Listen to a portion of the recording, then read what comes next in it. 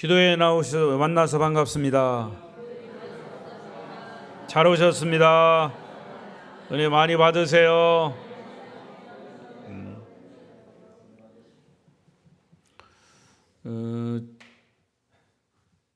예수님이 십자가에 달리시면서 우리에게 이제 고백하신 7가지의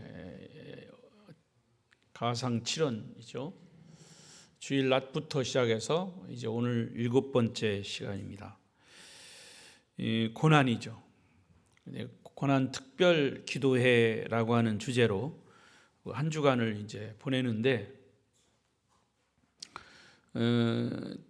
저는 이 시간이 굉장히 빨리 지나갔어요. 정신없이 준비해야 되지, 또 설교해야 되지, 또 준비해야 되지, 설교해야 되지. 빨리 지나갔어요. 여러분 지루하셨습니까? 예. 아니오라고 하는 말에 지루합니다라고 하는 대답이 들어있는 것 같아요. 이제 고난이죠. 고난 주간입니다. 예수님이 십자가를 지신 한 주간. 근데 제가 또 묵상하는 바는 고난은 끝이 없는 것이 아니라 끝이 있습니다. 고난은 끝이 있습니다. 그럼 고난 끝에는 뭐가 있냐? 부활의 영광이 있습니다. 십자가의 고난의 끝은 부활의 영광입니다. 새벽이 밤이 깊을수록 새벽이 오는 거예요. 그렇죠? 오늘도 고난주간 특별 기도회 이 마지막 날에 오신 여러분, 주의 크신 은혜가 말씀으로 임하시기를 바랍니다. 비대면 영상으로 예배하시는 분이 혹시 계시면 그 중에도 함께 하시기를 바라되, 오늘 말씀의 주제는 승리입니다. 승리. 예수님이 십자가상에서 말할 수 없는 고통 당하셨습니다. 그러면서 이제는 서서히 몸에 있는 모든 물기, 물과 피와 그것이 땀이라면 그런 모든 물기는 그냥 싹 빠지는 거예요. 속된 말로 나무에 이게 사형 틀에 십자가에 매달아 놓고 이제 가시관 찌르고 또 못을 박고 창으로 다 이렇게 찔러 놓고 피를 다 쏟게 하십니다. 그리고 사람이 이제 그야말로 말려 죽이는 겁니다. 이 끔찍한 사형 형틀이에요. 근데 그것이 이제 약 3시간 내지 4시간 정도 있는 겁니다. 생각해 보십시오, 여러분. 1분도 30초도 못 견딜 정도로 그렇게 통증이 있는데,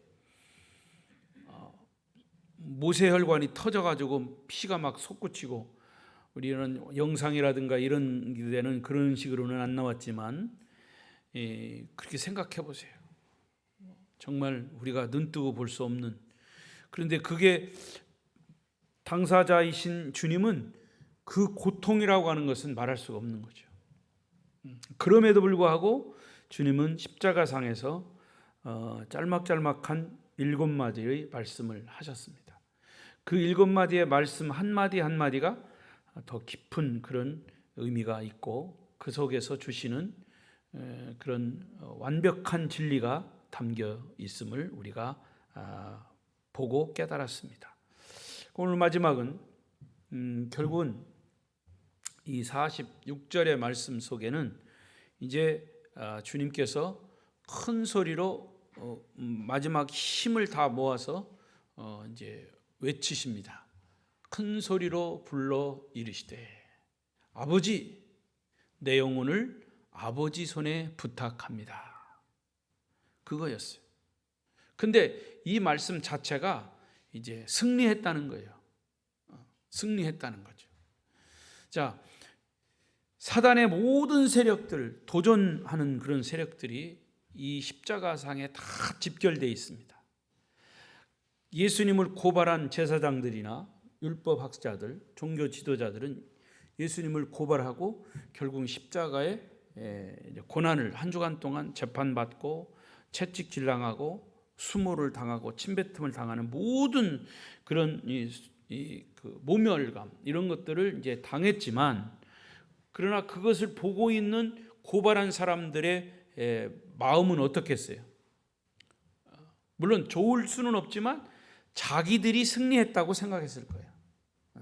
그렇게 3년 동안 예수님을 따라다니면서 예수님을 반대하고 트집 잡고 하던, 계속 공격했던 사람들이 이제 결국 재판받고 죄 없는, 그런 것도 다 보고 있잖아요. 제사장들, 고발한 사람들이. 이 빌라도가 어떻게 재판하는지, 죄가 없다고 판결을 함에도 불구하고 계속 여론을 모아서 예수를 십자가에 못 박아라, 못 박아라. 그러니까 빌라도는 결국에는 죄 없는 것을, 예수님의 죄 없음을 아시고도 그 밀란이 두려워서, 이 사람들이 데모 일으키는 것이 두려워서 그랬어요. 두려워서 결국 예수님을 그렇게 잘못 판결을, 그런 걸 보면서 자기들이 결국에는 승리했다고 한 거죠.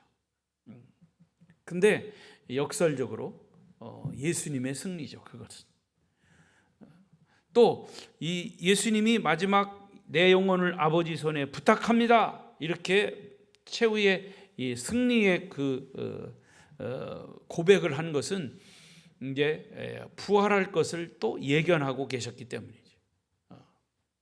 자, 우선 오늘 이 기도, 예수님의 마지막 가상칠언의 7번째 이 기도, 내 영혼을 아버지 손에 부탁합니다, 이것은 기도이면서 절규죠. 예수님의 이 죽음이 승리로 결론이 났다라고 하는 고백입니다. 자, 예수님이 승리하시고 이렇게 십자가에서 운명하신 그 비밀이 무엇일까? 이것은 한마디로 말하면 확신입니다. 여러분, 어떻게 예수님이 죽어가는데 또 거기서 십자가에서 운명하시는데 무슨 승리입니까? 그게 그건 패배죠. 고발당한 사람들에게 패배당한 거예요. 우리가 볼 때는 그래요. 육의 눈으로 볼 때. 그렇지만 예수님은 여기서 승리를 확신한 고백을 했어요. 왜? 내 영혼을, 이제 모든 것은 다 이루어졌고, 어제 말씀처럼 이루어졌고 성취됐고, 이제 마지막 내 영혼을 하나님께, 아버지께 맡깁니다. 이 속에는 예수님이 승리라고 하는 그런 결론을 내리고 확신 속에서 영혼을 주님 하나님께 맡긴 거죠. 아멘. 자, 그러면 예수님의 이 죽음에도 불구하고 승리의 확신을 가진 이 확신은 어떤 확신이냐? 세 가지로 정리하면, 첫 번째 확신은 하나님 아버지가 나와 함께한다, 임재를 확신하는 거예요. 읽겠습니다. 첫째, 시작. 예수님은 아버지의 임재를 확신하셨다. 임재라는 말이 주님께 같이 함께 하신다는 얘기죠. 임재하신다. 자, 예수님의 임재를 한번 생각해 보십시오. 어려서 예수님이 33년이라고 하는 짧은 삶이셨지만, 예수님의 삶은 순간마다, 날마다, 시간마다 하나님과, 하나님 아버지와의 늘 함께 하시는 교제 속에서 사셨습니다. 예수님이 태어나실 때도 누가복음에 보면 하나님의 은혜가 그 위에 항상 머물러 있었다 그랬어요. 그 하나님의 임재죠. 아버지의 임재. 12살 때 유월절이 됐습니다. 아버지 요셉과 어머니 마리아와 함께 유월절을 예루살렘에 절기를 지키기 위해서 올라갔어요. 그런데 유월절기를 다 끝나고 이제 고향으로 다시 내려오는데 요셉과 마리아가 보니까 예수님이 없는 거예요. 그때 예수님의 나이가 약 12세, 우리로 말하면 초등학생이죠. 없어진 거예요. 그래가지고 다시 올라가서 막 여기저기 찾아다녔는데 예수님이 계신 곳이 어디였어요? 예루살렘 성전이었습니다. 그러면서 부모님을 만난 예수님의 그 어린 예수님의 이야기 속에, 고백 속에는 무슨 고백이 있었습니까?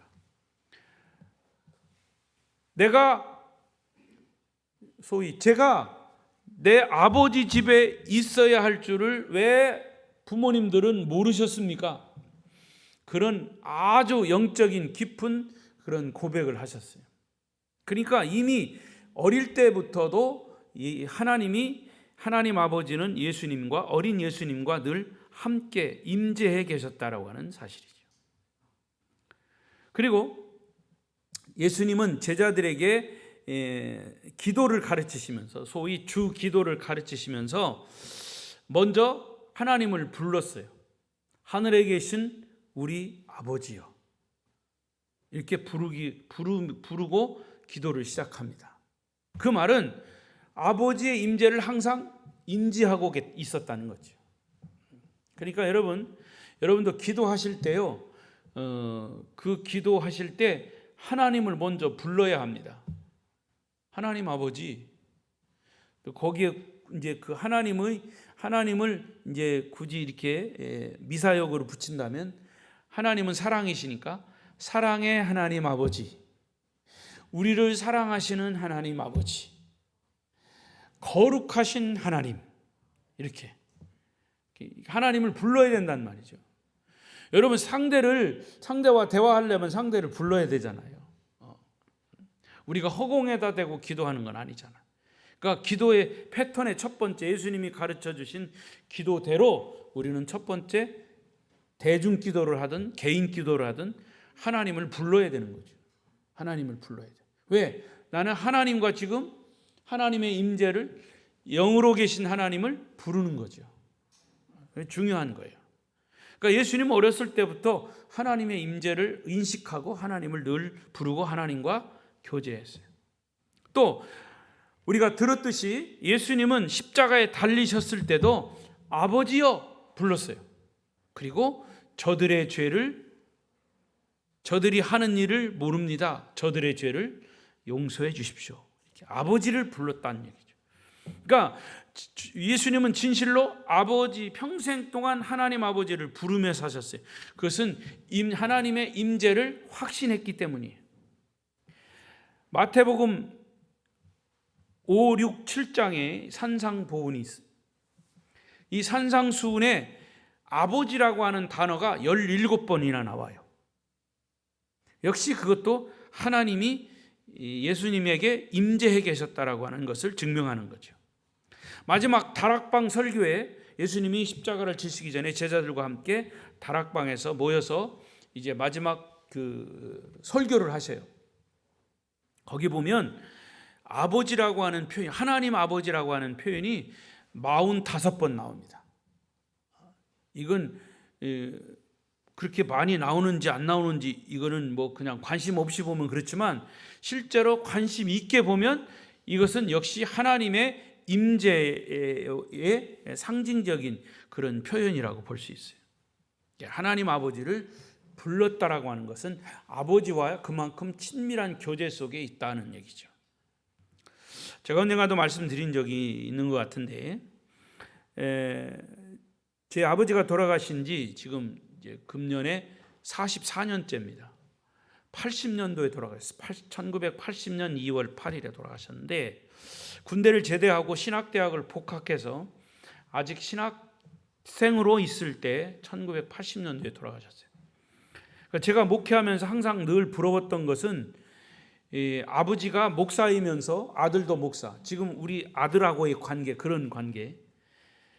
그래서 저 같은 경우는 우리 친구들 중에서 목사 아들도 많거든요.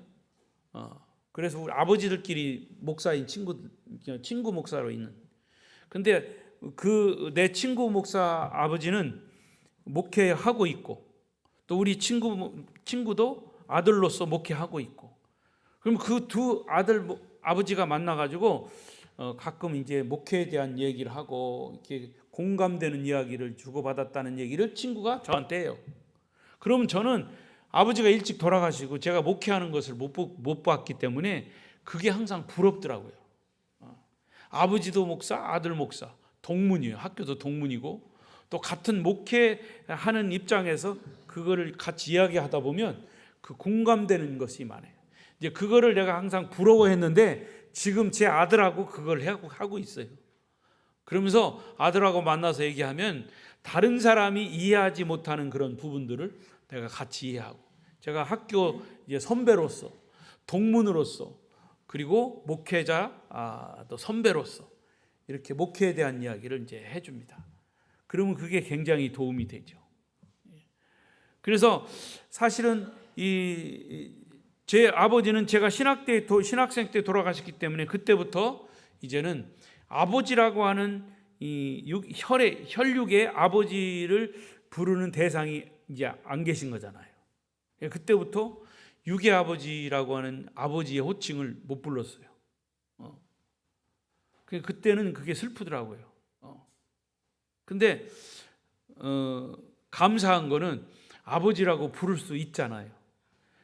하나님을 아버지라고 부를 수 있잖아요. 그러니까 어떤 때는 아버지가 막 부르고 싶으면 하나님 아버지를 불러요. 그래서 아버지 하나님 아버지를 부를 때마다 늘 새로운 감격으로 저한테는 다가오죠. 때로는 지칠 때, 낙심될 때, 고난과 시련이 있을 때, 남에게 말하지 못하는 아픔이 있을 때마다 기도하면서 아버지를 부릅니다.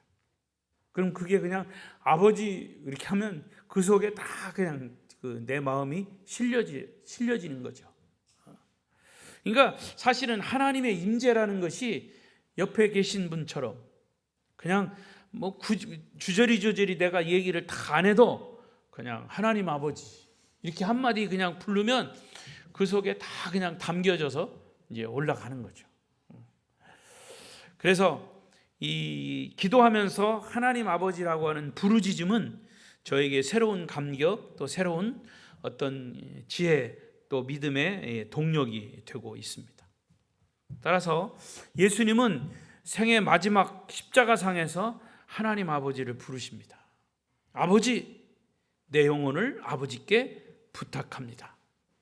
그래서 주님은 하나님 아버지가 당신과 늘 함께 하시는 것을 확신했어요. 지금까지 걸음마다 인도하셨던 하나님 아버지의 임재를 확신했기 때문에 주님은 마지막 운명하시면서 당신의 영혼을 아버지께 부탁할 수 있었던 거죠. 시편 23편 잘 아는 말씀에 다윗이 고백했습니다.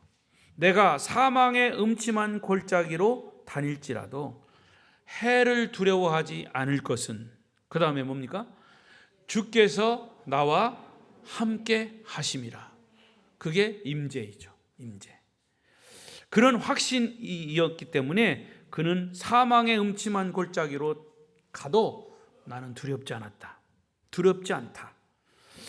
여러분의 한평생이 주님의 인도하심으로 살고 정말 마지막 순간에 죽음의 강을 담대함으로 건너기를 원한다면 이런 하나님의 임재를 우리도 확신해야 할 것입니다.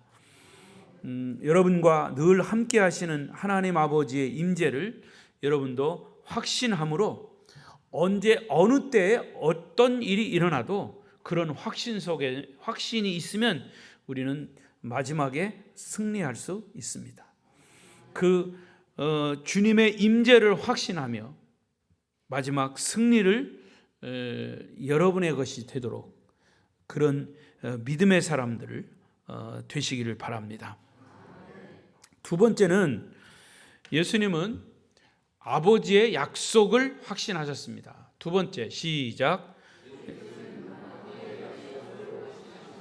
자, 예수님은 승리를 확신하셨는데 첫째는 하나님의 임재에 대한 확신이 있었고 두 번째는 하나님 아버지의 말씀에 대한 확신이 있었다 그 말입니다. 자, 여기 누가복음 23장 오늘 본문 46절에 아버지 내 영혼을 아버지의 손에 부탁합니다. 이 말은 시편 31편 5절의 말씀이 그대로 인용된 거예요. 읽어보겠습니다. 시작. 내가 나의 영을 주의 손에 부탁하나이다. 진리의 하나님 여호와여 나를 속량하셨나이다. 그러니까 예수님은 이미 이 시편의 말씀이 예언된 말씀을 그대로 그냥 적용한 거고 실천한 거예요. 이게 말씀에 대한 확신이 있었다는 거죠. 내가 운명할 때 내 영혼을 하나님 아버지께 부탁하면 내 영혼은 하나님이 받으실 것이다. 이미 시편 속에서 예언된 것이 적용한 거죠. 이것은 시편 31편은 다윗 왕이 그의 생에 말할 수 없는 역경 절망 속에서 이 기도를 한 거예요. 근데 이 기도가 예수님의 십자가상에서의 마지막 기도가 된 거죠. 저와 여러분도 이제 생을 마치면서 고통의 마지막 순간 아버지의 인도를 확신하고 다윗이 고백했던 이 약속의 말씀을 그대로 인용하는 우리 주님처럼 되시기를 바랍니다. 그러면 거기에 뭐가 전제가 돼야 되냐면 하나님의 말씀에 대한 확신이 있어야 된다는 거죠. 자, 예수님은 공생애를 시작하시면서 광야에서 40일 동안 금식하셨어요.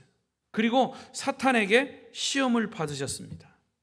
그때 주님은 그 시험을 어떻게 이기셨어요? 말씀으로 이기셨죠. 자, 보겠습니다.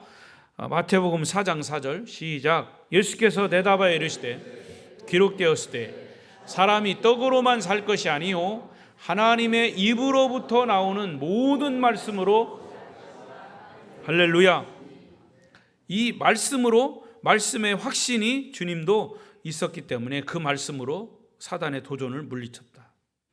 평소에 마음에 담아두었던 그 말씀을 십자가상에서 마지막 운명하실 때도 그대로 적용하신 거고 고백하신 겁니다. 아버지, 내 영혼을 부탁합니다. 이미 구약에 기록된 다윗이 고백한 그 말씀, 다윗도 그 말씀을 믿고 영혼을 부탁했던 것처럼 예수님도 그대로 그 말씀을 믿고 고백한 것이 된 거죠. 스데반 집사도 그랬습니다. 돌에 맞아 죽어가면서 똑같이 예수님처럼 저들이 잘못을 용서해 주십시오. 저들이 하는 일을 저들이 모릅니다. 내 영혼을 하나님께 부탁합니다. 이게 스데반 집사도 그런 고백을 했죠. 초대 폴리갑이라고 하는 감독 교회 지도자도 이제 순교할 때 이런 고백을 했어요. 하나님, 내 영혼을 하나님께 부탁합니다. 뭐 종교 개혁자인 마르틴 루터나 요한 후스나 이런 사람들 보면 그들의 생의 마지막 기도가 다 이런 주님이 드리셨던 그 기도를 드리고 있습니다. 그거는 뭐냐? 하나님의 말씀에 대한 확신 때문에 그런 기도를 드릴 수 있었던 거죠. 자, 그렇다면 여러분 이것을 여러분에게 적용해 보십시오. 내가 어떤 순간도 내 하나님의 말씀에 대한 내가 믿음의 확신이 섰다면 우리는 그 말씀 속에 있는 것을 그대로 적용해서 그것을 하나님께 믿고 고백할 수 있는 거죠. 하나님의 말씀은 어떻습니까? 시편 119편 시작. 주의 말씀은 내 발의 등이요 내 길의 빛입니다. 109절 나의 생명이 항상 위기에 있사오나 나는 주의 법을 잊지 아니합니다. 여러분, 신앙생활이 자주 흔들리는 사람, 인생의 위기와 고난과 역경이 찾아올 때 사실은 믿는다고 큰소리 치던 사람조차도 삶의 방향을 못 찾고 이리저리 방황하는 경우가 있어요. 왜 그럴까요? 그것은 말씀에 대한 기초나 말씀에 대한 확신이 없기 때문에 흔들리는 거예요. 말씀을 붙들지 못하는 거죠. 말씀을 신뢰하지 못하는 거예요. 많은 설교를 듣고 성경을 수없이 읽고 하다못해 또 열심히 쓰기도 하고 합니다. 그러나 그 말씀을 내 삶에 그대로 적용하지 못하고 그 말씀은 그냥 공중에 떠 있는 거예요. 은혜로 그냥 떠 있는 겁니다. 아, 오늘 말씀에 은혜 받았습니다. 어쩌란 말이에요? 은혜 받은 걸로 끝난단 말이죠. 그럼 받은 은혜를 그 말씀이 어떤 말씀인지 내 마음속에 그것을 품고 그것이 우리의 삶의 모습으로 형태로 나타나야 돼요. 그 사람의 믿음은 무엇으로 알 수 있느냐? 삶으로 알 수 있는 거예요. 그건 뭐냐? 곧 주님이 말씀을 믿고 그렇게 고백하고 그렇게 행동하셨던 것처럼 우리의 믿음은 말씀에 대한 확신, 그리고 그것이 행동으로 드러나는 것입니다. 할렐루야. 그래서 시편 기자는 이런 기도를 했어요. 주여, 내가 내 행동을 주의 말씀에 굳게 세우겠습니다. 그래서 우리가 반석 위에 세운 믿음이라고 그러잖아요. 물론 그 반석이 예수 그리스도를 칭하기도 하고 말씀으로 칭하기도 합니다. 그래서 저와 여러분의 신앙은 반석 같은 믿음 위에, 말씀 위에 세워져야 할 것입니다. 어느 날 무디 목사님에게 젊은 청년이 하나 찾아왔어요. 목사님, 저는 신앙에 이 기초가 없고 근본적인 확신이 안 섭니다. 그렇게 고백을 했어요. 그때 무디 목사님은 청년에게 성경 한 구절을 알려줬습니다. 그게 요한복음 5장 24절에 읽어보겠습니다. 시작. 내가 진실로 진실로 너희에게 이르노니 내 말을 듣고 또 나 보내신 이를 믿는 자는 영생을 얻었고 심판에 이르지 아니하나니 사망에서 생명으로 옮겼느니라. 자, 여기 믿는 자는 영생을 얻었고 라고 하지 않았습니까? 청년, 예수님을 구세주와 주님으로 믿습니까? 그러니까 그럼요, 믿지요. 자, 그러면 영생을 얻은 것을 또 확신합니까? 이렇게 물었어요. 그랬더니 머리를 극적극적 하면서 글쎄요, 그건 잘 모르겠는데요, 그러는 거예요. 자, 그러면 이 말씀을 다시 읽어요. 다시 읽어보겠습니다. 시작. 내가 진실로 진실로 너에게 이르노니 내 말을 듣고 또 나 보내신 이를 믿는 자는 영생을 얻었고 심판에 이르지 아니하나니 사망에서 생명으로 옮겼느니라. 그럼 다시 묻습니다. 영생을 얻은 것을 확신합니까? 청년, 아직도 잘 모르겠는데요. 아니, 믿는 자는 영생을 얻었다고 누가 약속했습니까? 주님이 약속하셨죠. 하나님이 약속하셨죠. 그런데 안 믿어? 그런데 못 믿어? 글쎄요, 머리를 극적극적 하더랍니다. 이제 무디 목사님은 조금 열받아가지고 화가 나가지고 청년! 정신 차려. 당신이 뭐야? 하나님이 하신다면 하는 거지. 뭐가 그렇게 의심이 많아? 이제 화가 나가지고 목사님 이렇게 소리를 높이시는 무디 목사님 말씀에 청년이 정신이 포떡 났어요. 왜 목사님 화를 내시는 거지? 정신을 차리고 보니까 대답합니다. 그렇죠.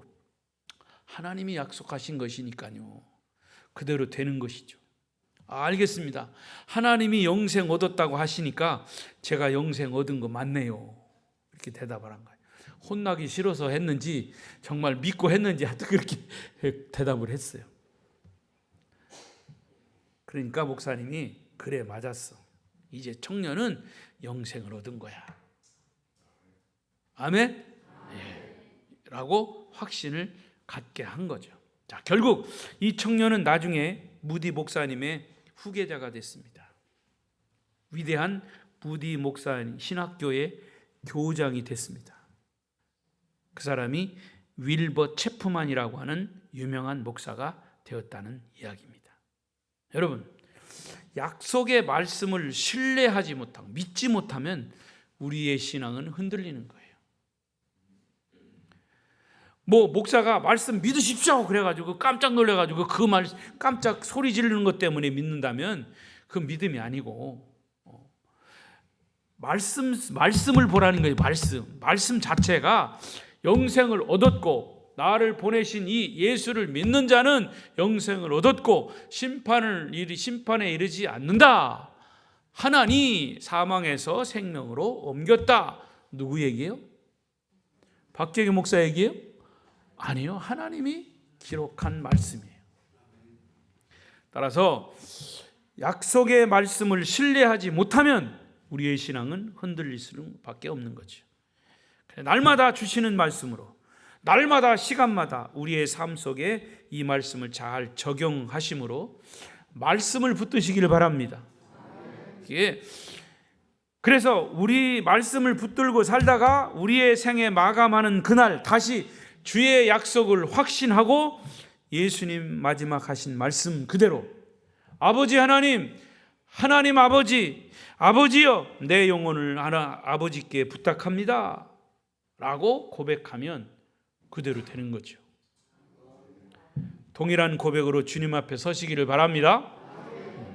이게 말씀의 확신입니다. 마지막 세 번째로 예수님은 아버지의 보호를 확신했습니다. 하나님의 보호. 예수님은 보호를 확신했다. 여기서 보호는 아버지의 보호예요. 세 번째, 시작.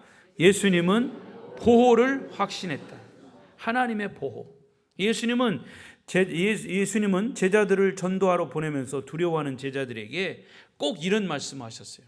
마태복음 10장 29절 31절 시작. 참새 2마리가 한 아사리온에 팔리지 않느냐? 그러나 너희 아버지께서 허락하지 아니하시면 그 하나도 땅에 떨어지지 아니하리라. 너희에게는 머리털까지 다 세신 바 되었다. 두려워하지 말라. 너희는 많은 참새보다 귀하다. 결국 뭐예요? 너 하나님은 네 머리털까지 다 세고 계시다. 날아다니는 참새도 하나님이 허락하지 않으면 떨어지지 않는다. 하나님이 너를 믿는 너를, 하나님을 믿는 너를 보호하신다. 두려워하지 마라. 그 말이죠. 이게 사실 이 말씀이 우리 성도들의 인생 삶에 그냥 맹목적으로 자동적으로 보호하신다라고 하는 그런 약속은 아니에요. 중요한 것은 우리의 생애에 고난이 오고 시련과 역경이 오면 반드시 우리는 두 가지를 기억해야 돼요. 첫째는 나는 모르지만 우리 삶의 배후에는 하나님만이 알고 계시는 그런 절대적인 하나님의 뜻이 있어요. 고난 속에 하나님의 뜻이 있다고 말이에요. 고난이 온다고 하나님이 나를 무시하고 하나님이 없다, 있다 이렇게 얘기하면 안 된다는 말이죠. 그리고 또 하나 기억할 거는 시련이 올 때 주님께서 우리의 삶의 고난을 허용하실 때는 반드시 그 고난에 한계가 있다는 거죠. 다시 말하면 아까 제가 서두에 말한 것처럼 고난 주간 끝이 있어요. 끝이 있다니까. 역시 지금 내가 설교 길게 하는 것처럼 보이지만 끝이 있어요. 정신 차리세요. 욥의 경우 보시면 하나님은 사탄에게 욥의 고난은 허용하시면서 한계를 지어줬어요. 선을 지어줬어요. 뭐예요? 욥의 생명은 너희가 건드리지 마라. 사탄에게 그랬죠. 근데 반드시 이것은 다른 말로 말하면 보호의 울타리를 쳐놓으신 거예요. 보호의 울타리. 하나님은 우리의 영혼은 아무도 건드리지 못하도록, 사탄이 접근하지 못하도록 보호하신다고 하는 사실을 믿으시기 바랍니다. 왜냐하면 예수님은 이미 사탄이 우리의 영혼을 건드리지 못하도록 보호막을 쳐놨잖아요. 그게 뭐예요? 십자가예요. 십자가에서 보혈을 흘리셨고요. 십자가에서 죽음이라고 하는 그런 우리가 제일 무서워하는 죽음의 권세까지 물리치셨어요. 그래서 부활하신 거잖아요. 그러니까 우리가 예수 그리스도를 나의 주님으로 믿는 한 이미 우리를 보호하시는 보호막이 쳐져 있는 거예요. 믿습니까? 네.